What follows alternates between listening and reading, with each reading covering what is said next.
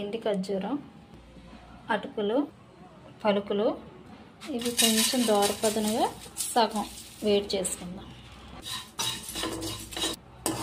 సిమ్లో పెట్టుకొని వెచ్చబెట్టుకుందాం. ఈలోపు ఈ పలుకులకి తొక్క తీసుకోవాలి. ఈ రంగు వస్తే సరిపోతాయండి, కొంచెం వెచ్చబెడితే సరిపోతుంది. ఇదిగోండి, చల్లారాలి అవి కొంచెం. ఇవి వేడిగా ఉన్నాయి కదా, కొంచెం ఈ వేడిలోనే ఈ ఎండు ఖర్జూరం వేసుకుందాం.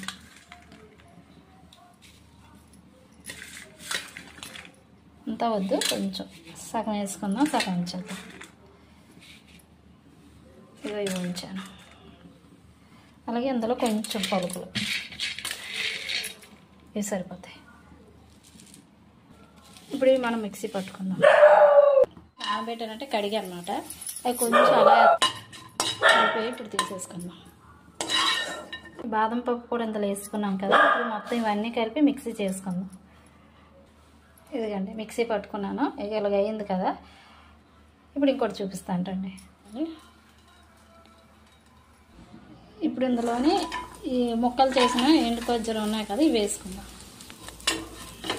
అలాగే ఈ అటుకులు ఉన్న అటుకులు కూడా పక్కన పెట్టుకున్నాం కదా, అవి కూడా సిమ్లోనే చిన్న మంట మీద చేయాలి. ఇలాగా వేగాయి నెయ్యిలోనే. ఇందులోనే ఇప్పుడు చేసిన పొడి కూడా వేసుకుందాం. ముందు పలుకులు వేసుకుందాం. పలుకులు ఒక్క 2 నిమిషాలు.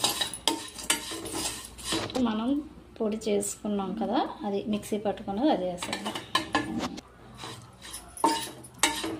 బాగా కలిపేసుకుందాం. ఇందులోనే బాదం పప్పు ఉందండి, అది కూడా వేసేసుకుందాం. ఇది కొంచెం బాగా కరిగిందండి. ఇప్పుడు మనం చేసుకున్న లడ్లు ఇవి ఉంటాయి, ఒక వారం రోజులన్నీ ఉంటాయండి. తక్కువే చేశాను కాబట్టి అయిపోతాయి 2 రోజుల్లోనివి. ఇవన్నీ డొక్కులో ప్యాక్ చేసుకుందాం. ఇదిగోండి, చాలా బాగున్నాయి, కరకరలు ఆడుతూ ఉన్నాయి, చాలా బాగున్నాయి.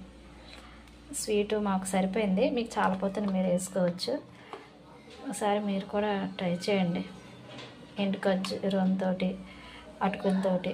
ఇవి మా పాప ప్రెగ్నెంట్ కదండి, గవర్నమెంట్ అంగన్వాడీలో ఇచ్చిన ఎండు ఖర్జూరం అవి మాట, దాంతో చేశాను. ఎండు ఖర్జూరం పాప తినట్లేదని ఇలా చేశాను. ఎండు ఖర్జూరం అటుకులతో ఇలా చేశాను. అటుకులు కూడా ప్రెగ్నెంట్ వాళ్ళకి ఇస్తారు కదా, అవే ఈ నెల వస్తే వాటితోటి ఇలా చేశాను అన్నమాట. మీరు ఒకసారి ట్రై చేయండి, నచ్చితే లైక్ చేయండి. థ్యాంక్ యూ సో మచ్ అండి. బాయ్.